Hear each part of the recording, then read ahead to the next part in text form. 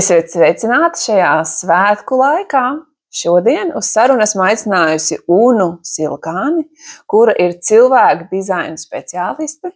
Un viņa mums šodien pastāstīs par to, kas ir sakrālais centrs cilvēka bodygrafā, ko nozīmē bodygrafs un ko nozīmē šis sakrālais centrs, ko tas mums dod, ko mēs no tā varam paņemt un kā tas katram mums palīdzēs piepildīt vēlmes jau nākošajā 2025. gadā. Sveika, Una! Sveika!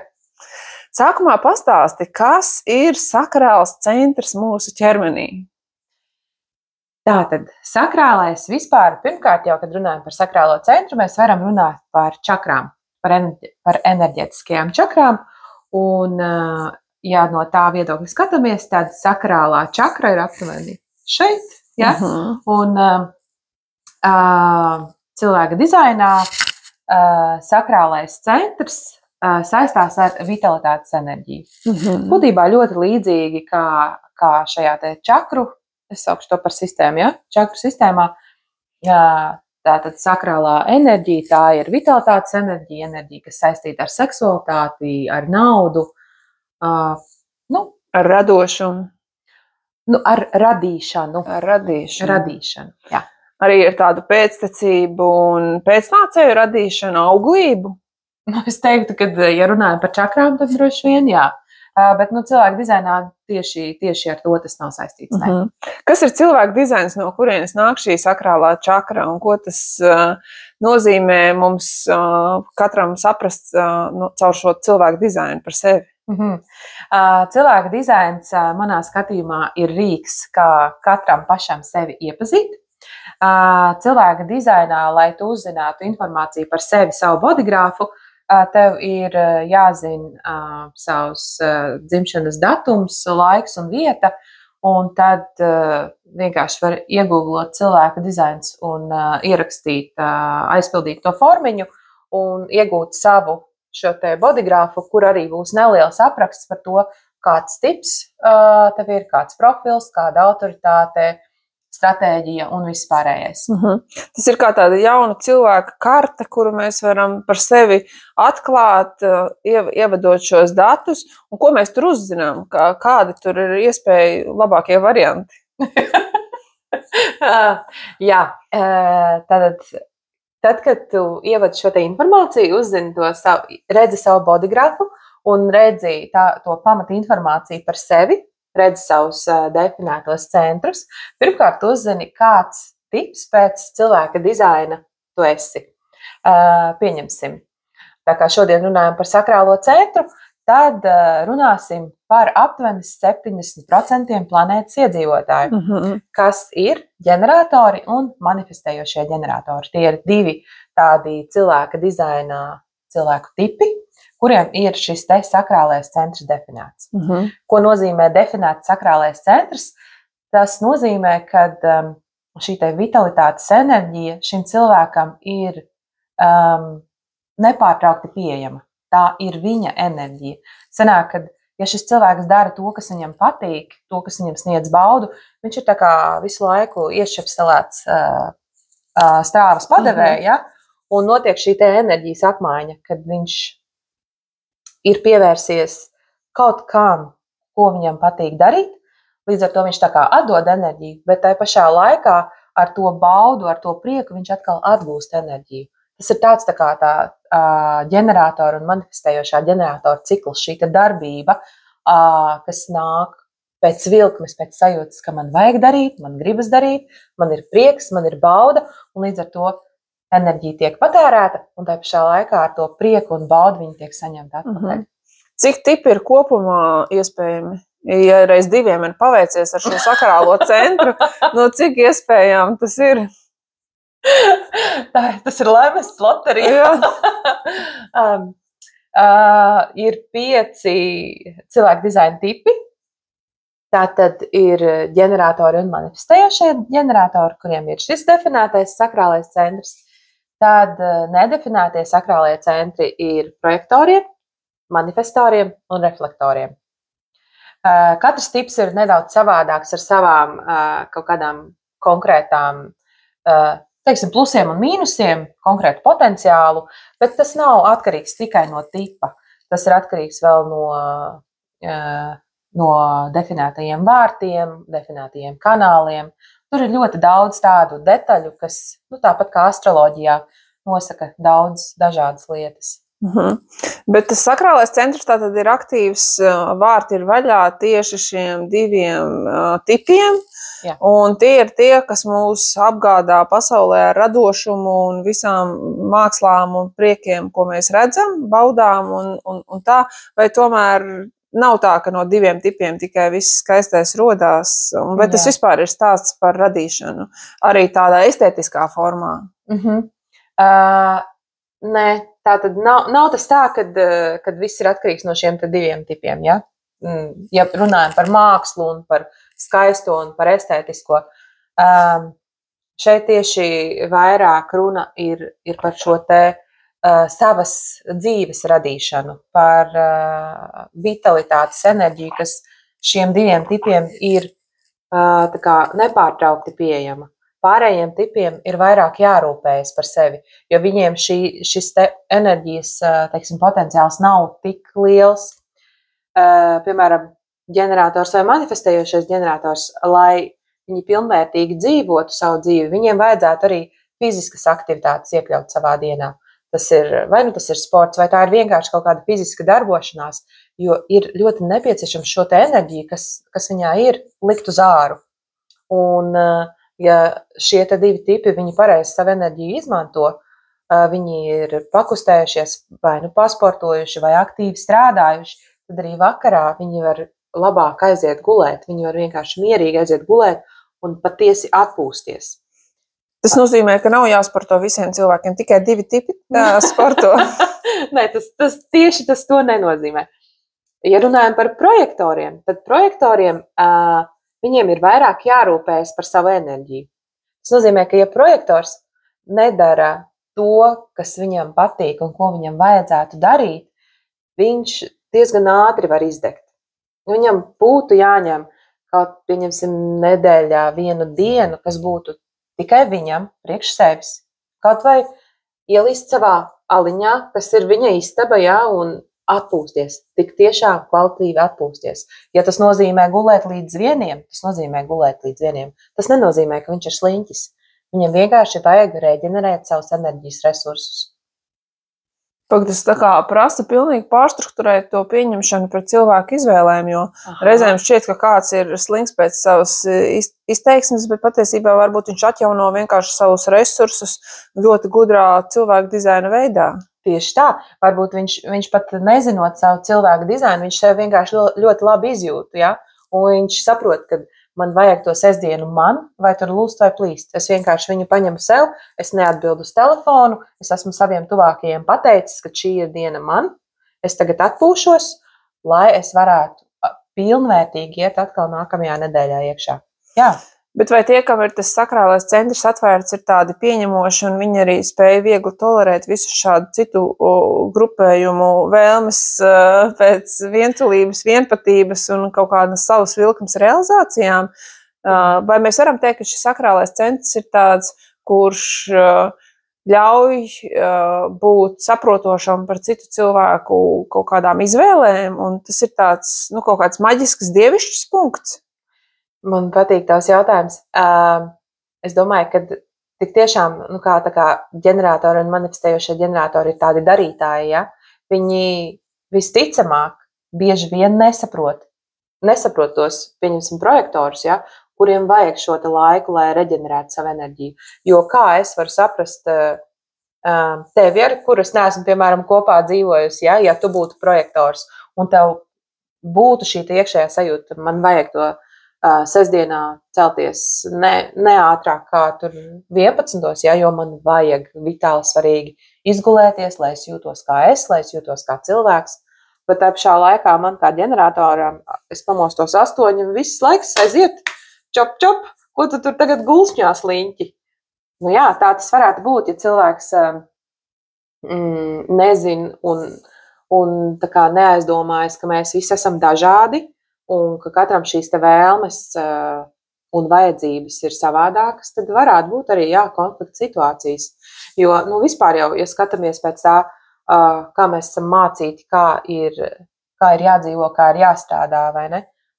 Tur, piemēram, tādam projektoram būtu diezgan grūti, un varētu būt pat, ka izdegšana ir garantēta, ja viņam kāds visu laiku iet no aizmugures un saka, ko tu tur guli sestdienā.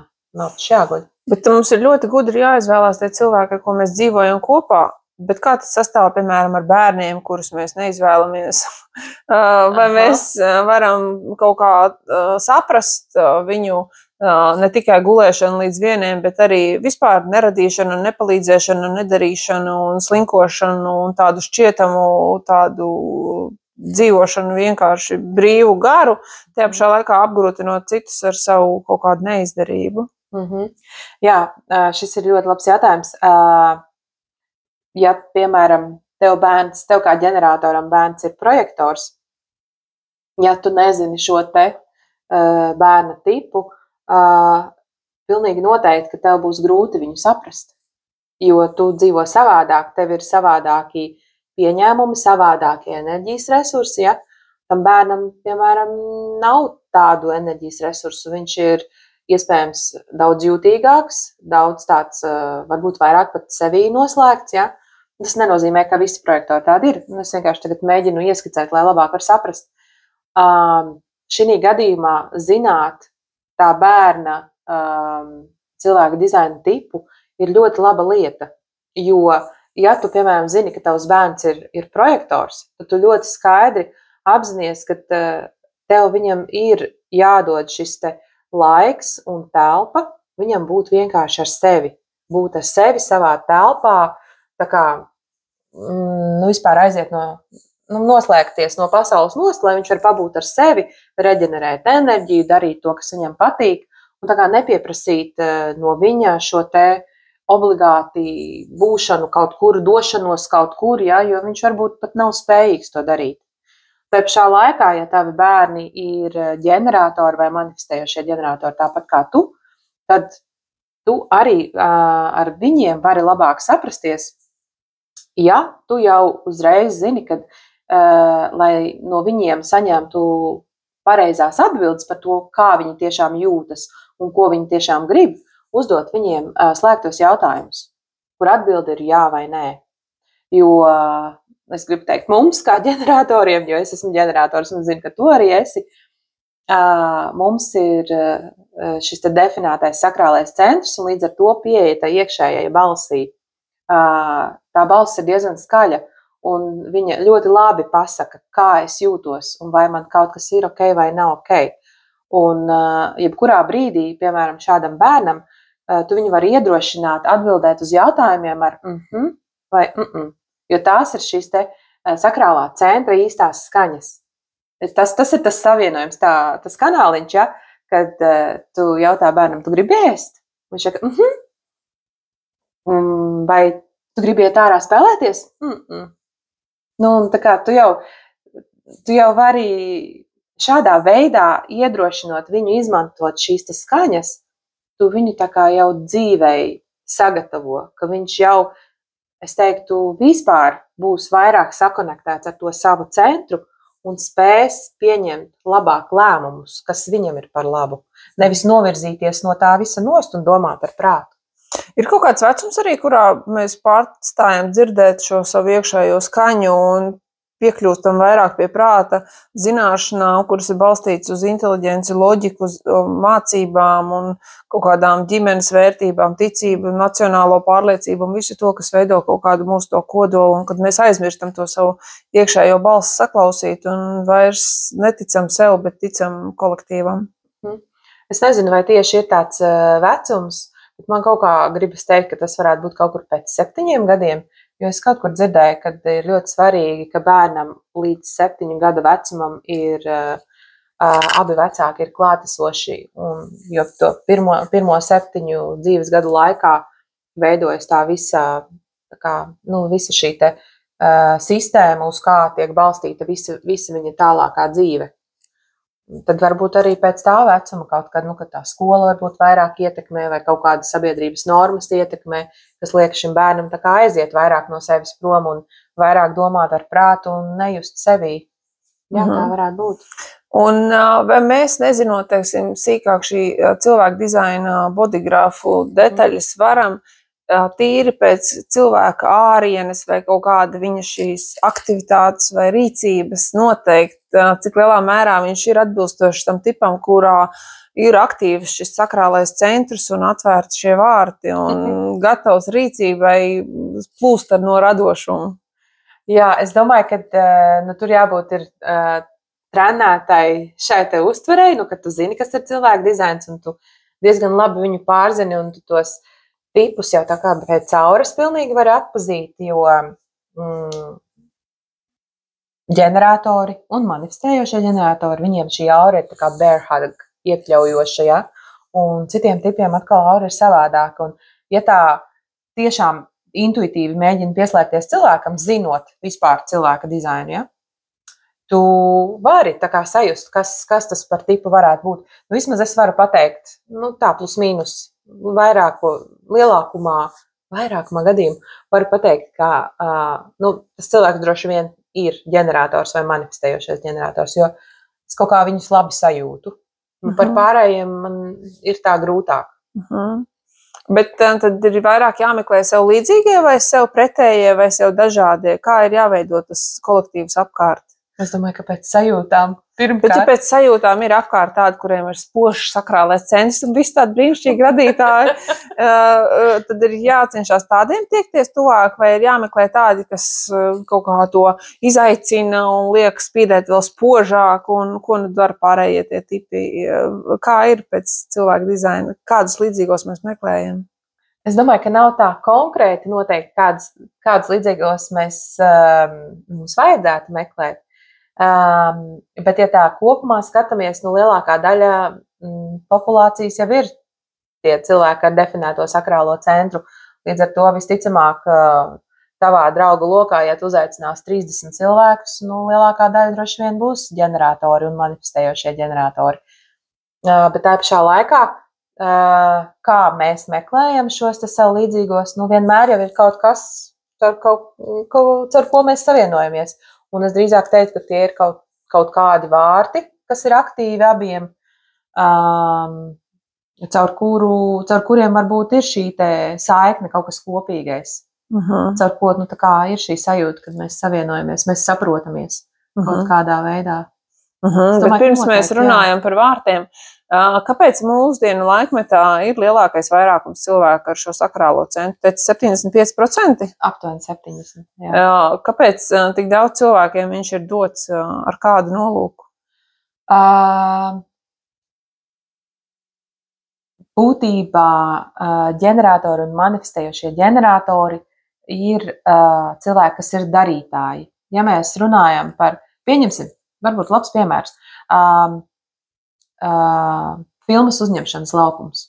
Manifestējošie ģeneratori un ģeneratori būs tie, kas skraidīs apkārt un liks visu to, man gribas teikt, scene angliski, ainiņu, liks visu kopā. Vai nu viņi tur krāmēs, tur, piemēram, galdam jābūt tur, tam jābūt šeit. Tas ir darītāja tips, un ja tu tā skaties atpakaļ, mēs jau attīstamies inteliģencē vairāk un vairāk tagad. Iepriekš jau vairāk bija tā darīšana vajadzīga, vai ne? Un es pieļauju, pati, tā kā mans viedoklis, es pieļauju, kad, ja skatās atpakaļ, tik tiešām tie darītāji bija vairāk vajadzīgi nekā tie filozofētāji, jutēji un tā kā inteliģence. Tad šis ir tāds praktiskais laikmets, kurā šī paudze, bet tas droši vien par paudzēm ir saistīts nevis kaut kāds mūžīgs laikmets, bet paudze, kaut kāda noteikta cilvēka grupa, vai ne? Tāpat kā citā filozofijā skaita, ka tur viena ir milēnijuma paudze, viena tur zenu paudze, viena tur X paudze un vēl kaut kā.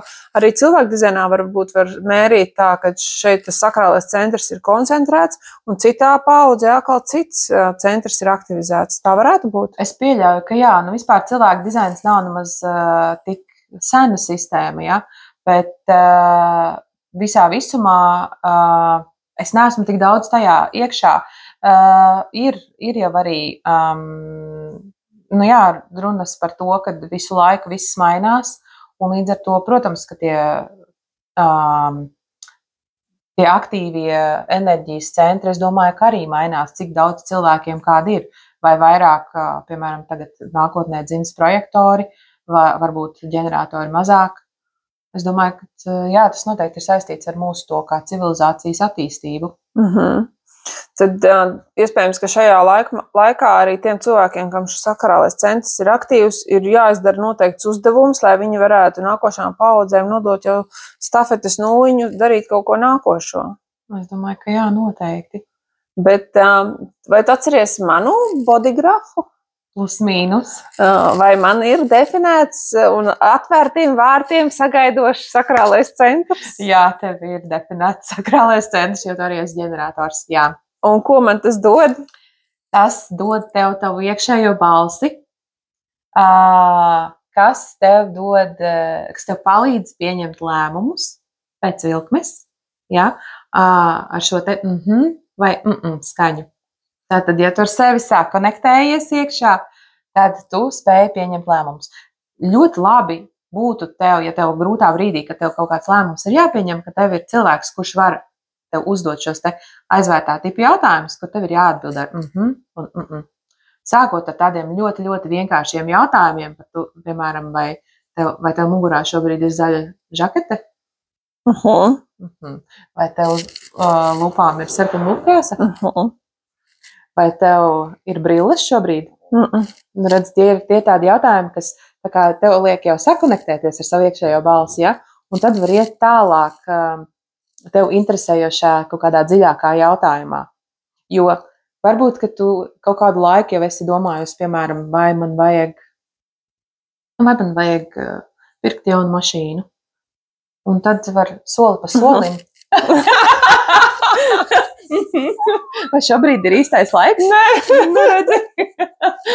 Jā, tu soli pa solim vari iet iekšā šajā jautājumā un tā kā pati sev atbildēt un pati sevi sadzirdēt. Tur ir tas, man šķiet, superīgais bonusiņš, kas ir šiem te cilvēkiem pieejams, ka viņi spēj sevi sadzirdēt. Vēl viens cilvēku tips, kam arī šāda te nedaudz smalkāka balstiņa ir pieejama. Tie varētu būt pārējie tipi, vai nu projektors vai manifestors, kam ir definēta liesa. Tie arī ir tie, kas var tajā pat brīdī pieņemt lēmumu, jo viņi sadzird to čukstu. Bet mums labāk, jā, nekā mums ir labāk. Bet tad mums ir tāds iekšējais luksofors sanāk. Bet tad mēs varam šķetināt to atbildi ar sevi tā pakāpeniski, un tā ir tā vilkme, ja? Jo es zinu, ka cilvēku dizainā visi runā par to vilkmi, un es tā vienmēr domāju, uz kurien viņa velk jūs visus, un es nekad nevaru saprast. Bet tad sanāk, ka man arī tas sakrālais centrs velk, un tie vārti ir vaļā man. Tas ir atkarīgs, kāda tev vārti tur tā konkrētajā centrā ir, es neatceros. Bet centru mums ir katram ļoti daudz. Ir 9 enerģijas centri pēc cilvēka dizaina.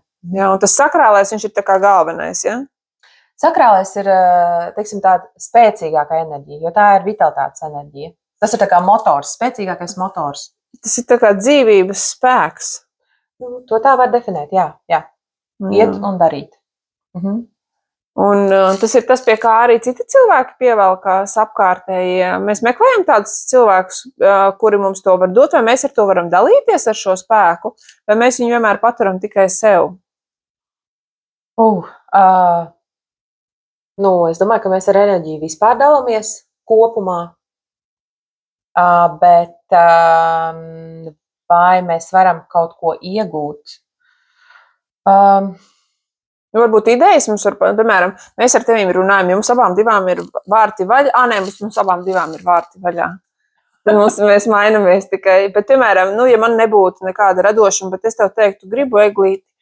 un tu saki, baigi forši, ka tu gribi eglīti, un tu atceries, jā, es arī gribu eglīti, un tu aiziet nopirkt eglīti. Es tikai paliktu gribot. Bet es tev būtu devusi to ideju, sanāk, ka es tev būtu tā kā varbūt padevusi un atvērusi vienkārši, piešķīlusi tev to vārdu aktivizāciju. Jā, lūk, ļoti svarīgs aspekts, ko tu pieminēji, kas ir gan manifestējošiem ģeneratoriem, gan ģeneratoriem.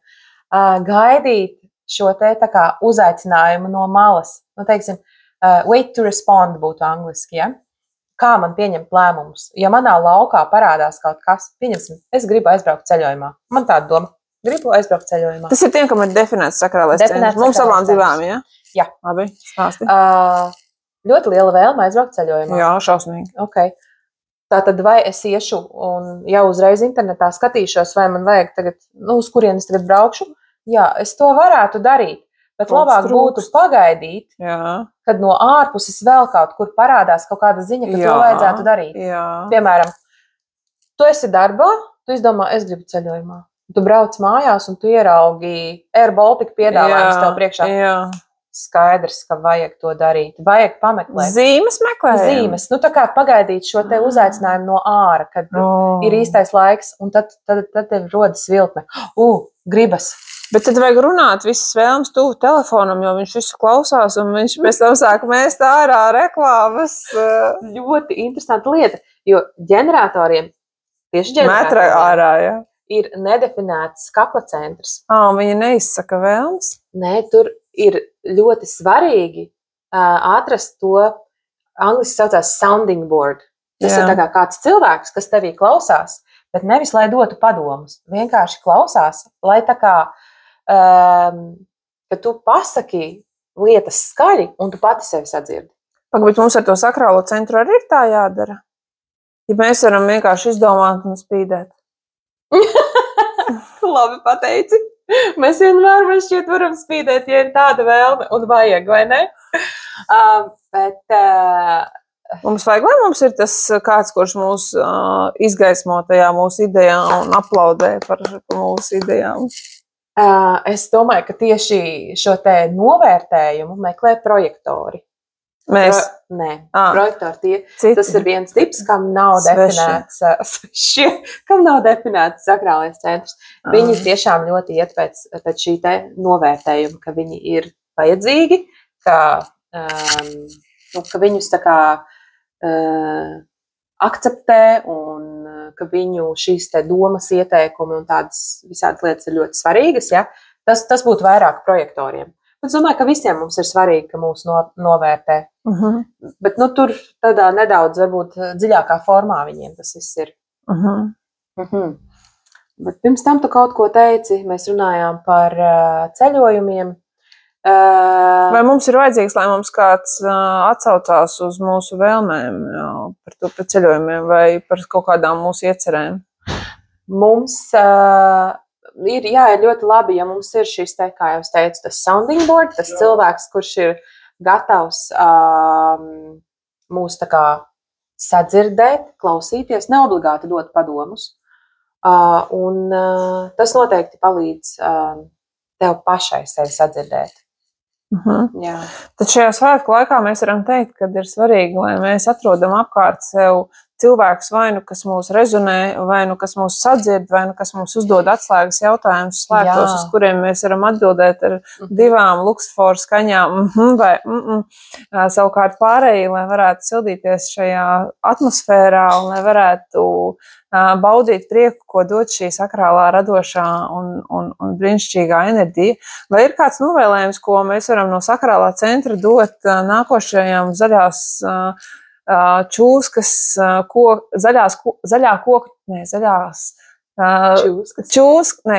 zaļās čūskas gadam 2025.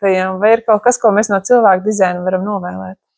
Jā, pilnīgi noteikti novēlējums būtu mēģināt izprast sevi, neiet pret sevi, tik tiešām izprast to savu enerģijas potenciālu, kāds mums katram viņš ir, un nekāpt sev nevajadzīgi pāri, jo, ja tik tiešām gribas tā sestdienā gulēt līdz 12, varbūt, ka vajag to darīt. Un pat varbūt, kad ģeneratoram kādreiz to vajag darīt, jo viņš ir vienkārši izdedzis. Ja? Bet, kopumā, rūpēties par to savu enerģiju. Un man šķiet ir ļoti svarīgi, ka, jo tu sevi vairāk izproti, jo tu labāk sajūti tās savas enerģijas potenciāli, cik daudz tev viņi ir un kur tev viņi varbūt nevajadzīgi noplūst. Vai darot par maz, vai darot arī par daudz. Jā. Paldies. Tātad mums ir svarīgi izpētīt tomēr katram savu cilvēku dizaina body grafu, lai mēs varētu zināt, cik sakrāli un cik atvērtiem vārtiem mēs esam savos centros. Paldies, liels Una!